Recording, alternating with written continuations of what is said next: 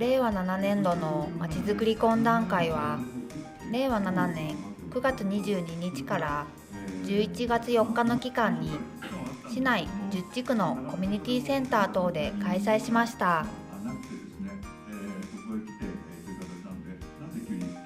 今年は未来を育てる力の創造、茅野市を変える、茅野市は変わる、茅野市が変わるのは今しかないをテーマに、市長から事業の説明を踏まえた茅野市の現状を説明した後、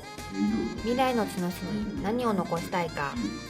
そのために今何をすべきかなどを一緒に考える中で、非常に多くのご意見をいただきました。この成り立ち、これまでの経過っていうのをもう一回振り返ってみると、パートナーシップ